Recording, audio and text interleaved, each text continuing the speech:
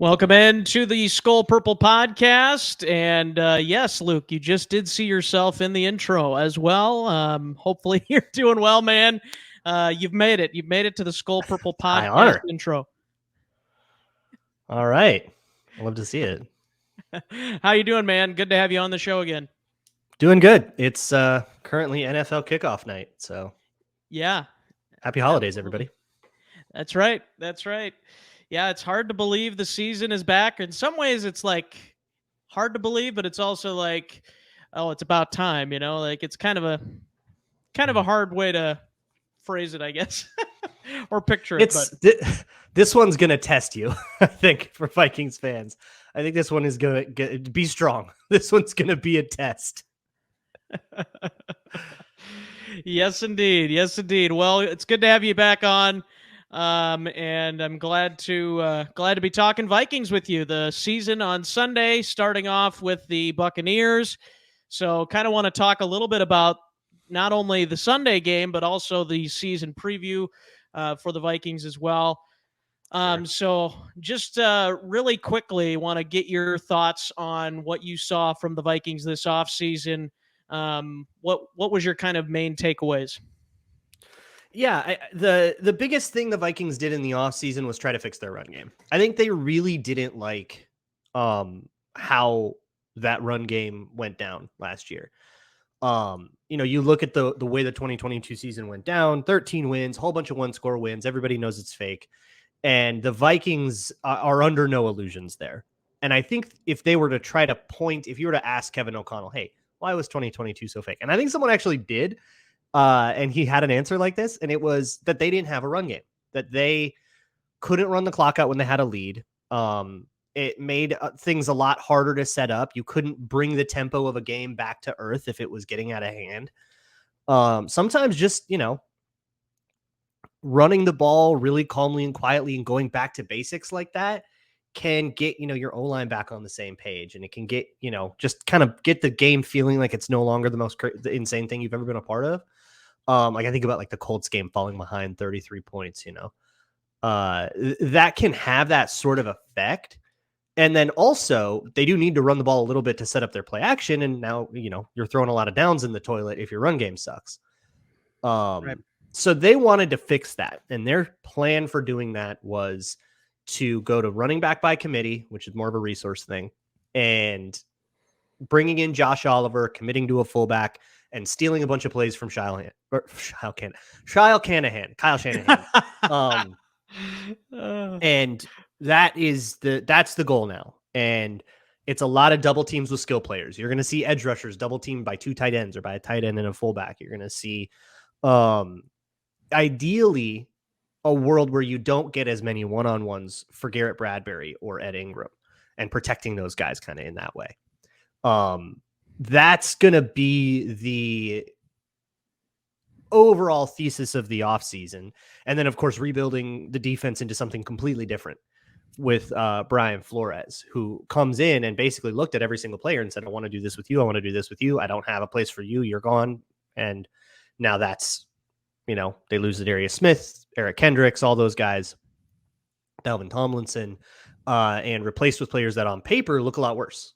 And the defensive roster is worse. I don't think that I'm really going out into any dangerous territory saying that, but it might not matter because they're just going to blitz a lot, and they'll lose doing that and win doing that. And it's kind of an equalizer. You can have the worst roster in the league, and if you go blitz 8 every play, you might just steal some games. And I think that's the thesis here, which is going to make this a really volatile season where sometimes they won't be able to stop a runny nose. And sometimes quarterbacks will just totally dissolve and the game will be over by halftime. Sometimes it'll be close and it'll come down to a 3rd and long blitz. And did they pick it up? If so, we lose. And if not, we win. And that's going to be the way this works. But that's kind of the world that we live in now, Yeah.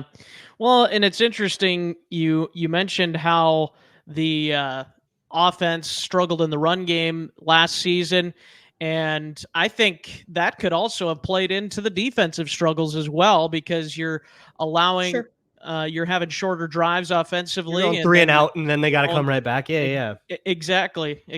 So, Yeah, I think a better run game will definitely help, not just sustaining drives offensively, but giving that defense a breather. And especially last year when the Vikings had so many veteran players on that defense, it was really hard, I'm sure, on those defensive players to keep going back out after those 3-and-outs at times. So And in these like long games, yeah, where you'd have like 14, 15 possessions. I think of the Dolphins game, of course, the Colts game, anytime it went to overtime and all that. But yeah, I guess overall thoughts on the Vikings offseason. I'm not really a fan of like grading it or trying to say what was good and what was bad or whatever. Trying to distill ultimately like a 3 or 4 faceted plan into one grade. I think you don't get anything out of that.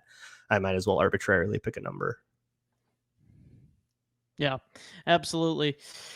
Well, moving on to training camp. Obviously, you mentioned Brian Flores, one of the key additions to the Vikings, just overall. Obviously, a coach, not a player, but bringing in Byron Murphy Jr. was a huge addition to the defense.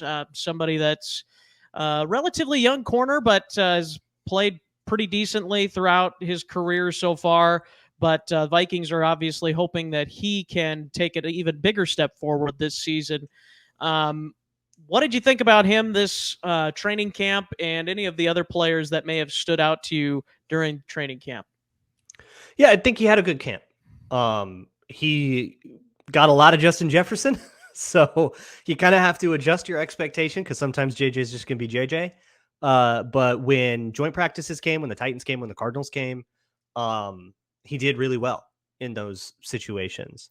I was a big fan of that. I was dying for him before free agency. I was like, "Ooh, Byron Murphy, give me that guy." So I was really excited when they actually made that happen. And he can kind of be a cornerback one that can hold up, even though he is not like measured athleticism wise. He's not going to be the most dynamic corner in the league. But honestly, at D back, I don't think that goes as far as it does on the other side of that equation at wide receiver. You got to be fast enough to keep up, and speed can be a recovery thing if you mess up, like think Trey Waynes. But it's honestly it determines a degree of difficulty rather than is a necessity. Where like if you're slow as a receiver, it's kind of like that just kind of doesn't fly. But if you're slow as a corner, you can still play things properly, have super tight technique, and make savvy decisions, I guess is what I'll say in terms of the technique and the steps that you choose to take. And you can kind of play around that. And that's how Byron Murphy has made his career, is playing really, really, really soundly and not getting him into situations where he has to do the recovery speed. It just means there's not as much of a safety net for him.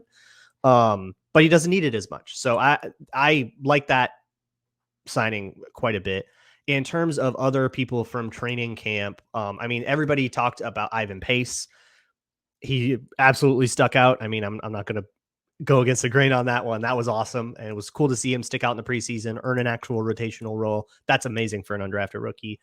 Brandon Powell really stuck out at camp, not so much in the preseason.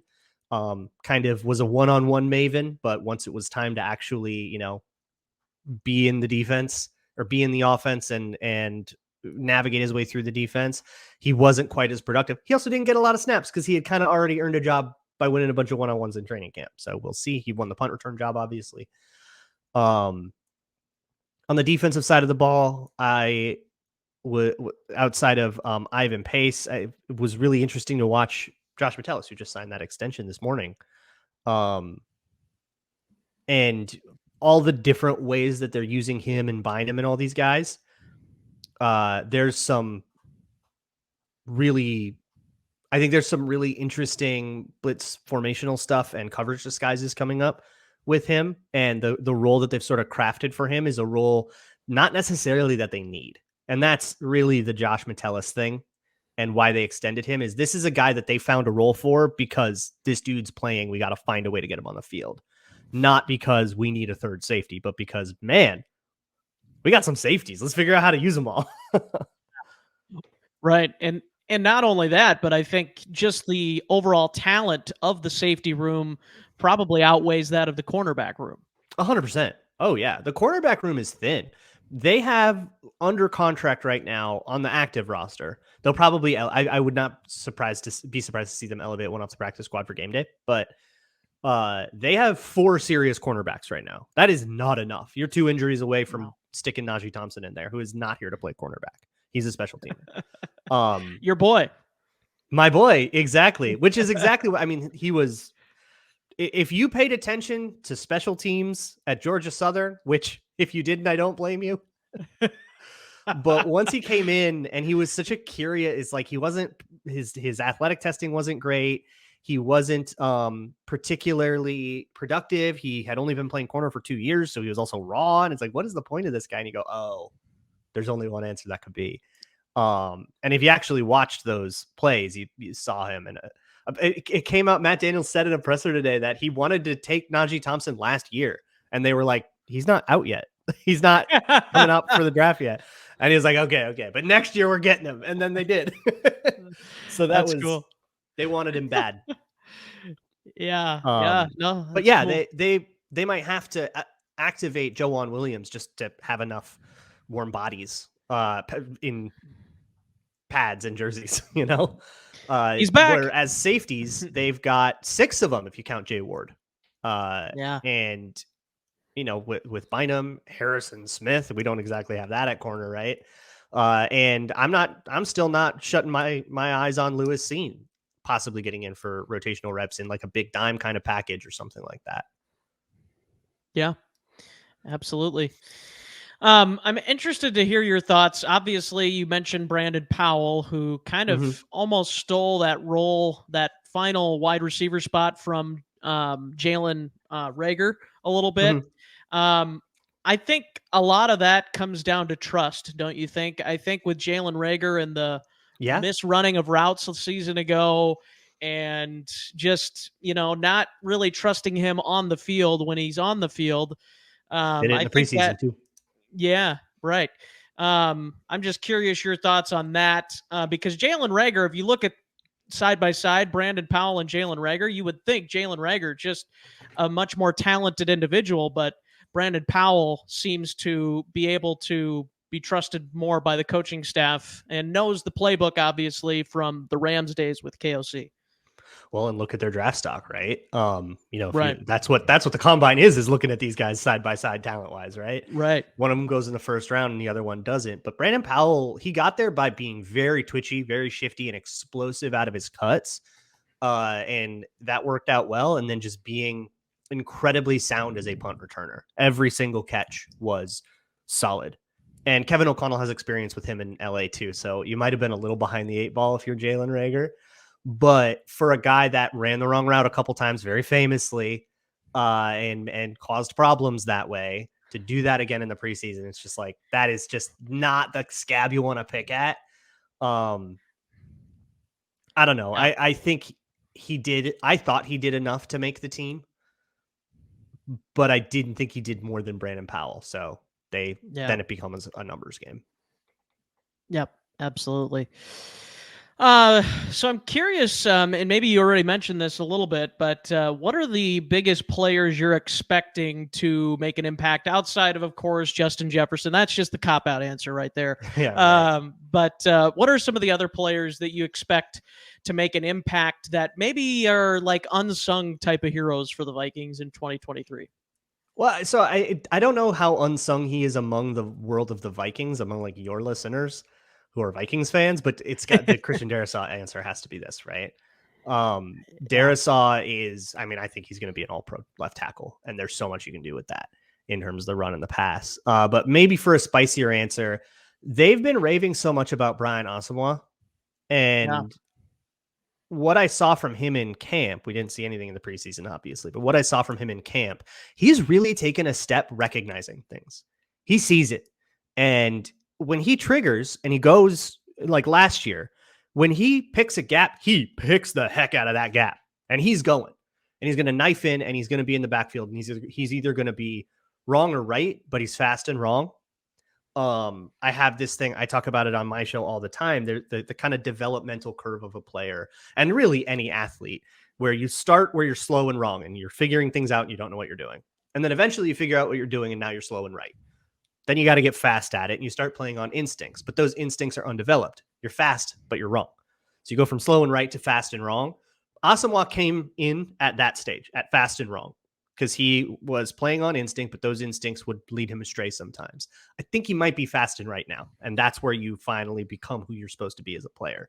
Some guys don't make it up over that particular, like over that whole developmental arc, but fast and right is where we want to be. I think he's going to do quite a bit in terms of covering up some of that Jordan Hicks stuff that happened to us last year, where you get a swing pass out in the flat and Jordan Hicks was too slow and suddenly it's a 25-yard gain.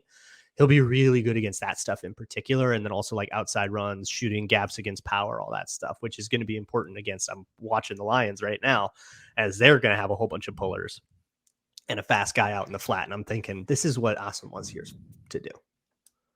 Yeah. Well, two more things on the season preview, and then we'll move over to the Bucs side of things on Sunday. So this is the question I think that everybody's talking about as a Vikings fan. Right.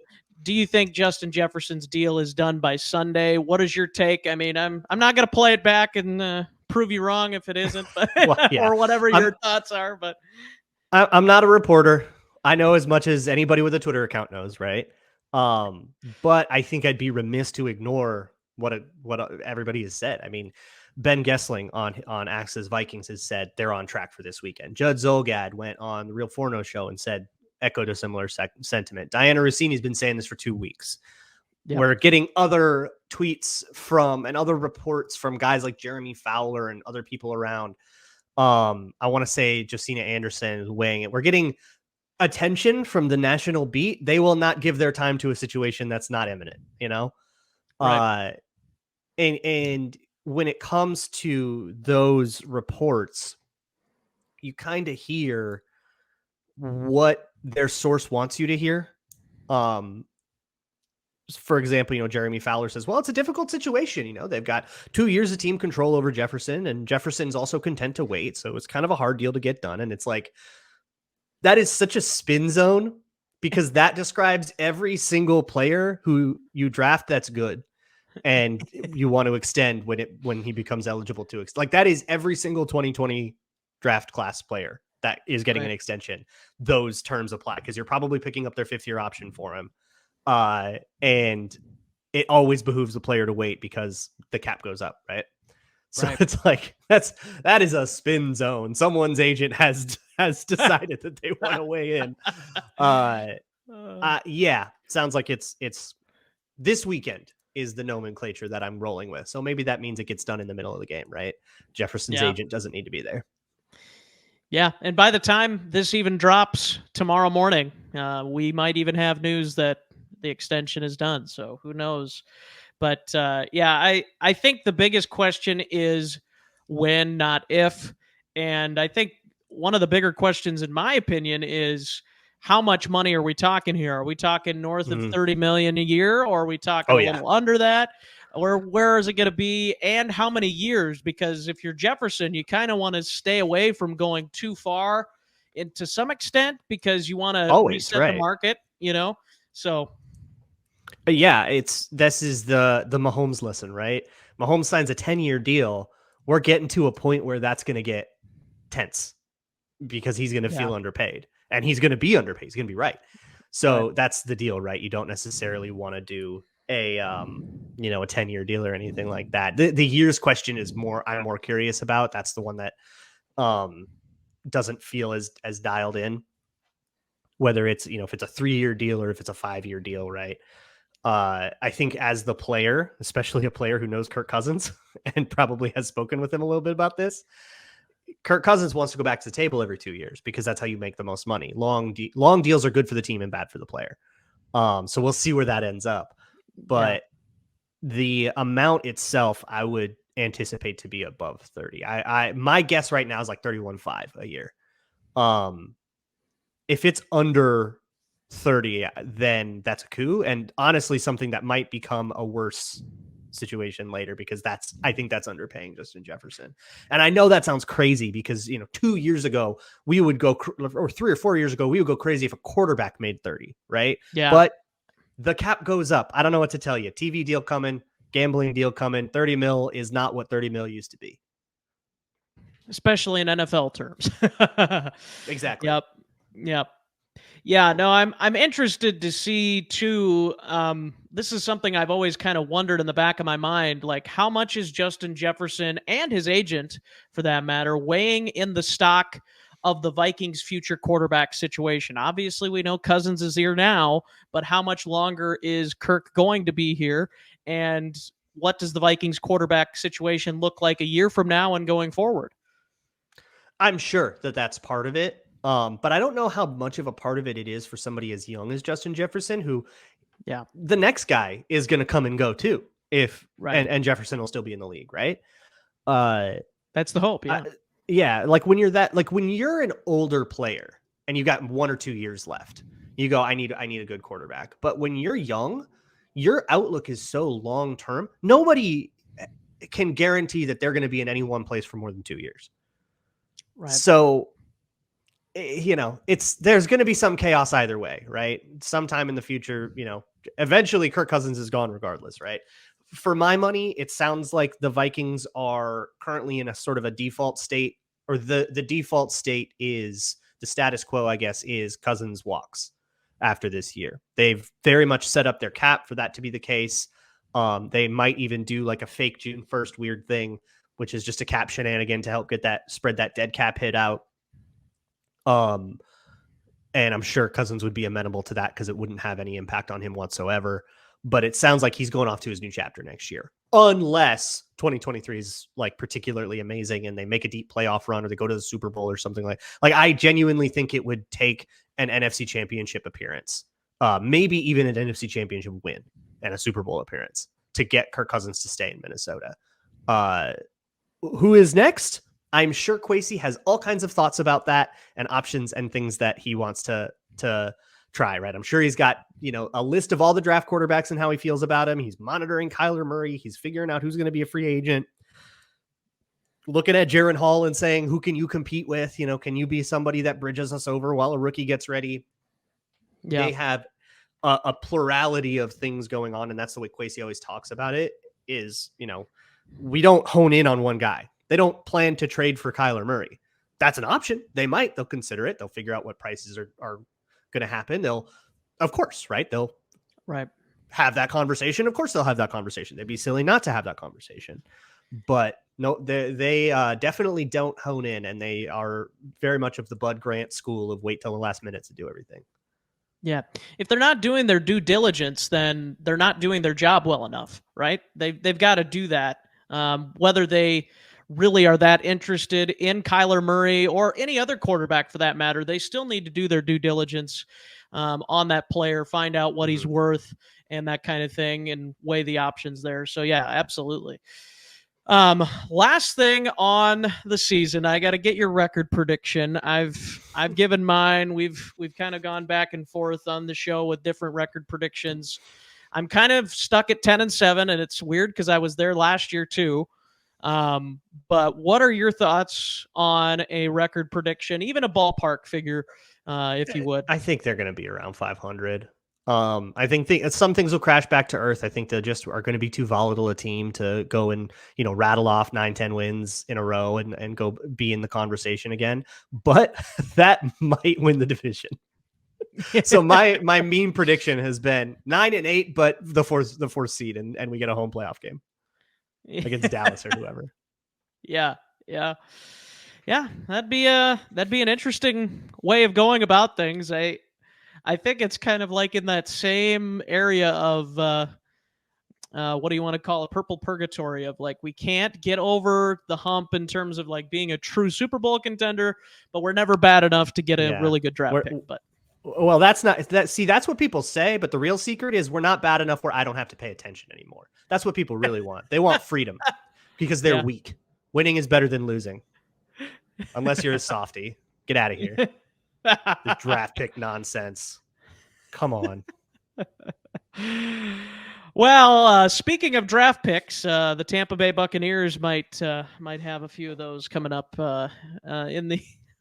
Every team does. But anyways, moving on to the Bucs. Let's talk about the offensive key factors against Tampa Bay. Obviously, Todd Bowles, a really well-respected defensive play caller throughout his career in the NFL. What do you think it's going to take offensively to move the ball against this Tampa Bay defense and, see success on Sunday? Got to pick up stunts. That's a big one. Todd Bowles kind of was Brian Flores first in terms of being just a totally insane blitzer. That's what he did in the Super Bowl season. They were nuts about their blitzes in the Super Bowl season.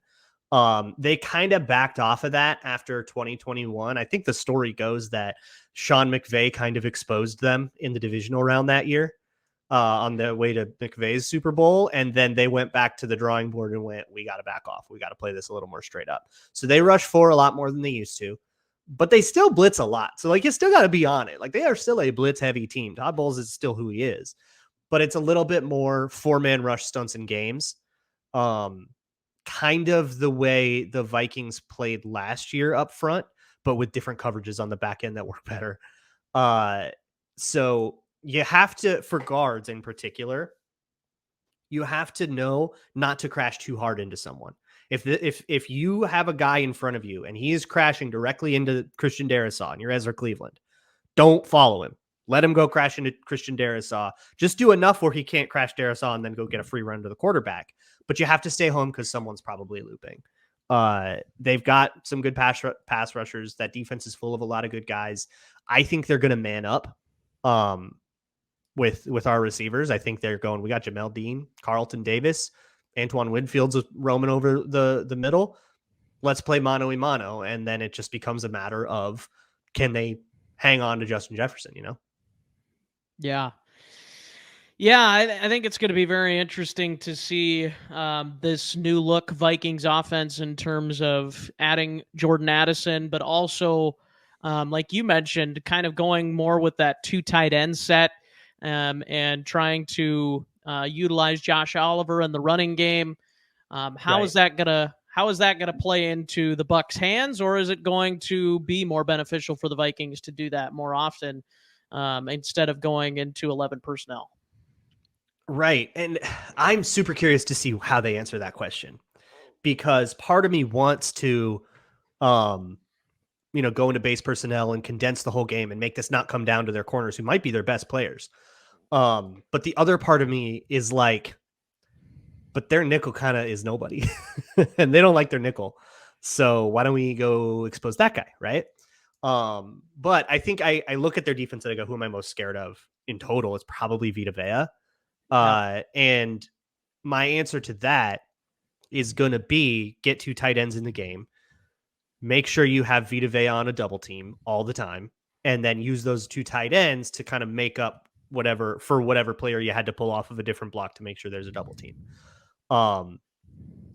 That, I think, if we can run on them, then all this blitz stunty crap doesn't matter, right? Just hit him in the mouth. And I think so if I'm trying to game plan, and if I'm Kevin O'Connell, I'm going, we're going to go, outside zone lead. We're going to go at the names for it, like Zap and Force and Zorro and all this. We're going to do lead blocking, zone run, give the rock to Alexander Madison, and see if they can see if we can really test their mettle. And if they can come up to that challenge, then we pivot into something a little more over the top. And then we go, all right, we tried Justin Jefferson. Now it's your turn. Go beat Jamel Dean or go beat Carlton Davis. Good luck. And I'm taking JJ in that matchup. Right. Yeah, absolutely. And then we'll see if they put a safety over the top of him. And if they don't, we probably get a lot of production. And then eventually they'll put a safety over the top of him. And then we have to kind of figure out, all right, what personnel package are we in? Who's out there that we can expose? And that's going to, I think, be the flow of this game, or at least it would be if I were in charge of the Vikings, which I am not, which is probably good. Yeah, ditto for me. I'm curious your thoughts on the interior of the offensive line. We know it's back from last year intact. Exactly intact, which down to the guy. Well, no, they moved like Brandell inside. That's different, but down to the depth, right? Even Josh Sokol on the practice squad again. Running it Yep. back, baby. Running it back. And, it wasn't that great on the interior offensive line last year. So I'm curious your thoughts on that. And then the defensive line, obviously you lose Zadarius Smith. Um, where do you feel? Do you how comfortable do you feel with these players? I'm kind of thinking these two position groups could be the weakest points for the Vikings. Obviously, corners It's very corner, yeah. weak too, but um, it doesn't help your corners if you can't get a blitz on or can't get a pass rush either. So Exactly. And that's I think why we're doing so many crazy blitzes. I have a show from this Wednesday, Locked On Vikings, that goes over a lot of those blitz packages and what Brian Flores is trying to do. And essentially the goal is to guarantee a free rusher. It's not a can we trick you? It's a we are forcing you cannot be right. And we will get a free rusher every single time. And then it becomes, can your quarterback still complete the pass versus off-man coverage? And that's pretty hard. And that's why Brian Flores has sort of gotten a lot of blood out of stones, especially in Miami with really bad rosters. We have, I guess, to go to the interior, we have Bradbury, Cleveland, Ingram. Ingram is somebody, Wes Phillips just had a lot of great stuff to say in a presser today about him. They have sort of echoed that sentiment. This, Ed Ingram's really come along. He's taken that next step. We're really excited about him. He played that like a drive of that preseason game or two drives of that preseason game, and everybody got really mad over a couple of reps. I did a really in-depth breakdown there. I don't think people should be that mad about them. But they've really hyped him up as somebody that maybe is taking a step forward, which is very common for guards to do in year two. And Ezra Cleveland has taken a measurable but modest step forward every single season of his career. He still has one too many catastrophe games, and that's what his game is he'll come out and have a fine game all the time, and then he'll have one where he just dissolves. And you just get, but every year it's one less of them, Yeah. And then Bradbury's Bradbury. He's a small center. Show me a team with a big center. And those guys will get bullied by nose tackles if you leave them on islands sometimes. But look, a team that did not draft him brought him back on a fairly cheap deal, but brought him back. right. That's a pretty strong endorsement. They could have very easily let him walk and drafted a center. There were a lot of centers in the mid rounds of this. They very much could have drafted a center instead of like Jay Ward. But they didn't. And they have 6 safeties now. Yeah. Like that's a luxury pick. And they got 6 safeties in Garrett Bradbury. So I don't know. I'm the last Garrett Bradbury defender. And I think when people look at offensive line play, they're usually looking at like 15% of the picture. So I don't hate the interior line. I don't think it was good enough to run back 100% entirely. I think some competition would have been awesome. I would have loved to bring in somebody, a serious free agent, somebody in March, not we brought a guy in for a workout in August, but I would have loved that, but alas. And then on the outside linebackers, we'll see what happens with Marcus Davenport. He's going to stunt inside a lot and be part of those blitz packages.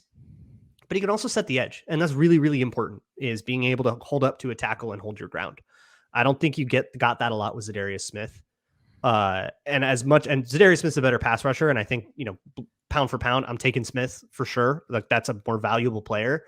But I see the vision. I get it, Yeah. Well, that leads us into the defensive keys against the Baker Mayfield-led Tampa Bay Buccaneer offense. They still have a pretty good wide receiver named Mike Evans. Chris Godwin also is still there. So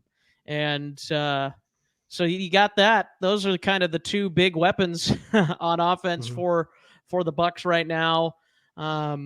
What do you see when you look at this Tampa Bay offense, and what are going to be some things the Vikings can do? I think you did a Patreon on this, on how the Vikings can kind of pick apart this Tampa Bay offense. Yeah, that was fun. I just kind of said, I'm just going to flick on some preseason tape and just see if I see anything that looks exploitable. Obviously, it's tough. It's a preseason. Who knows how real it is what they're showing. But if we are going to take that on faith, just for the sake of the exercise, they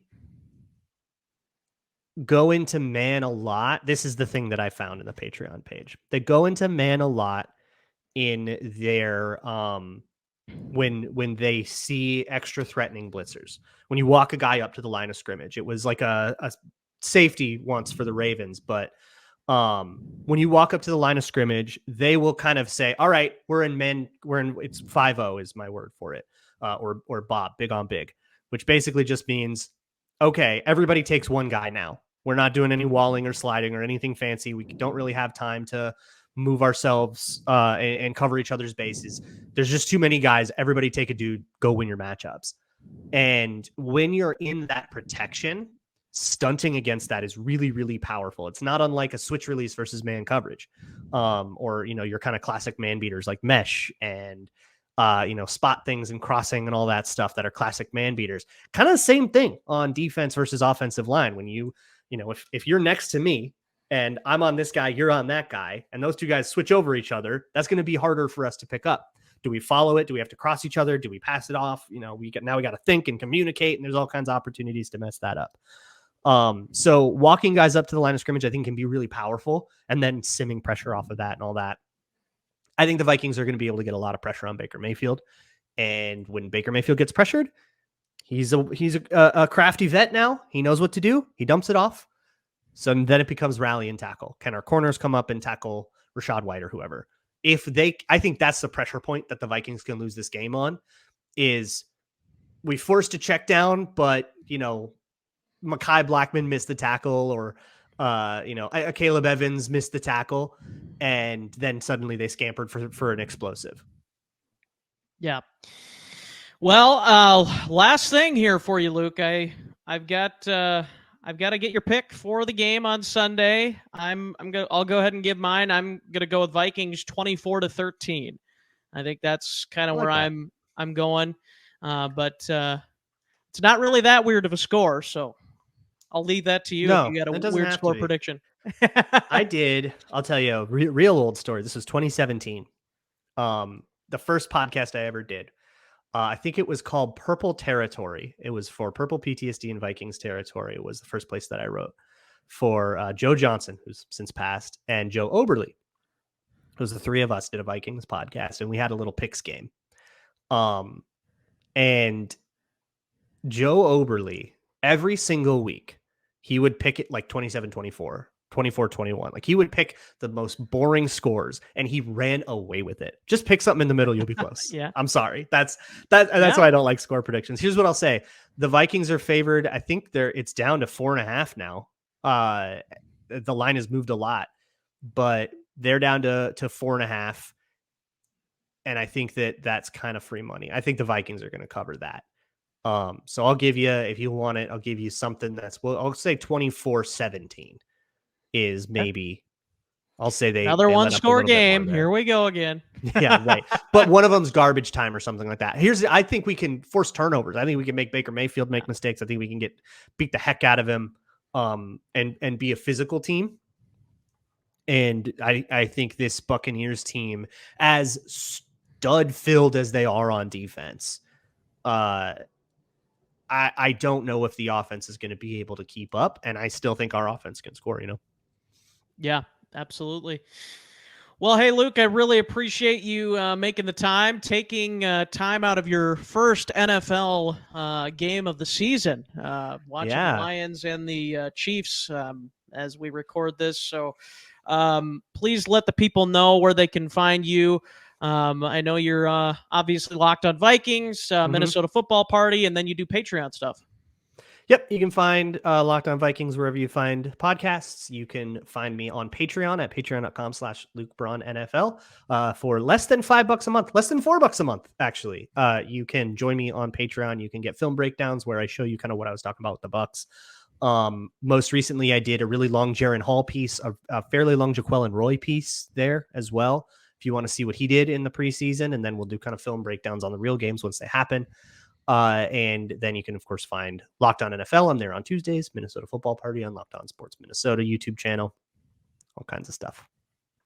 Yeah, they keep you busy over there. Oh yeah, I'm a busy man. Well, man, hope you have a great 2023-24 season, and hopefully we'll catch up either at some point again during the season or after the season.